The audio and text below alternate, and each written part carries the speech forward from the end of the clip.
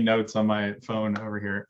Carol, you gave me a tool. I'm going to be using. Who do I want to be right now? And pause. I think my wife and my relationship with my wife just got better from this call. So thank you for that. All right. No, I was gonna ask you if you were a fan of Ted Lasso. I didn't want to give any spoilers on this call, but I wanted to tee up my question with that beforehand. I have only seen a little bit of Ted Lasso, but that's because my husband doesn't like Ted Lasso and No. been on the road for 4 months.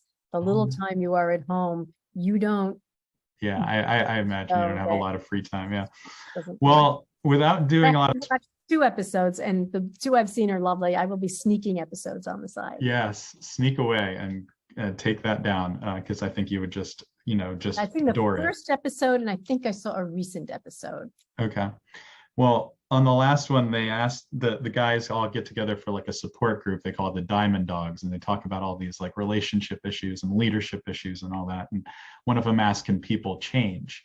And in the end, one of the main characters goes, human beings will never be perfect, Roy. The best we can do is keep asking for help and accepting it when you can.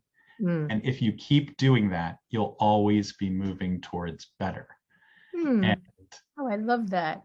and you're like, my question was going to be around Scott's around ego, because I'm dealing with, my wife has a not a boss, but like a client that she has to work for. Like she's an architect and works for a company, and this woman is super demanding. I'm someone who's like, you can't take vacations.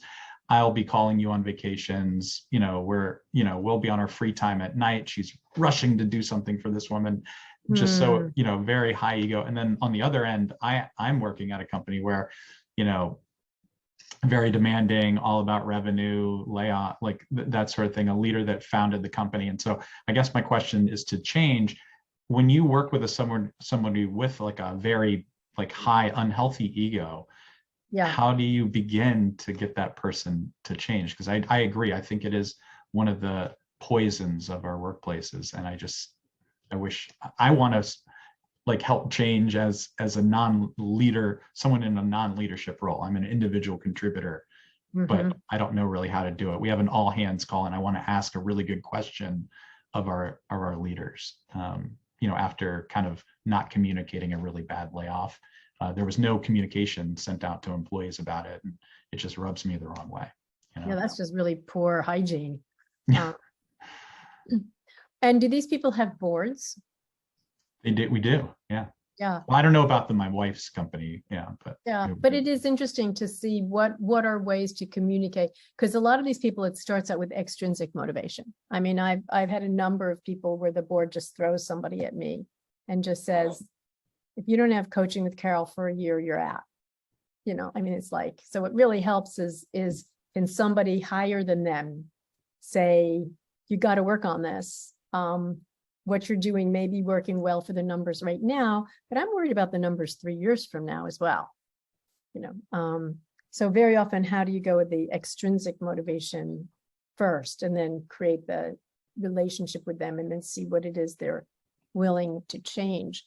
And it's, hi, Jamie.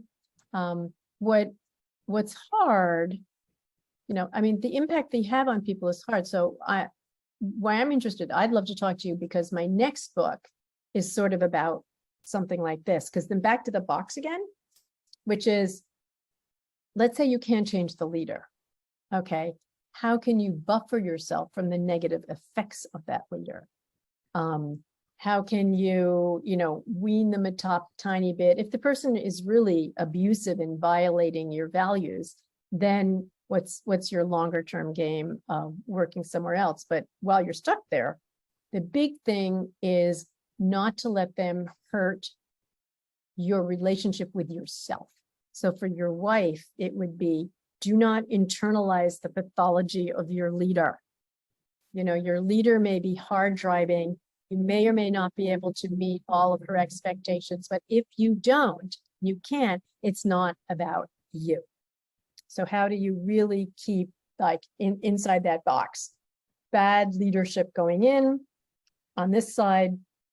Okay, it's like poor retention, inner resignation. Some people do better work product wise, but the big danger inside is what it does to your experience of yourself. So that's the most important thing. And then come up with a long-term plan. Overwork is one thing, demanding is one thing, but also if it starts to be values crushing, then your personal responsibility might be to be looking elsewhere. And, and I don't know whether or not that person has ears to hear, to say, so, is there someone inside the company at another level who can be doing some coaching of the person? I don't know if they're a founder. It sounds a bit founder-ish. But I would go there. Who are the other people who can influence that person? Because someone underneath them is probably not going to influence them. Well, they might if they consider drop a hint here and drop a hint there and drop a hint somewhere else. Carol, can we sneak in the last two? Fine with me. All right, Paul, you're up. And then My next Jason. appointment today is a hairdresser, so I'm not exactly. Perfect.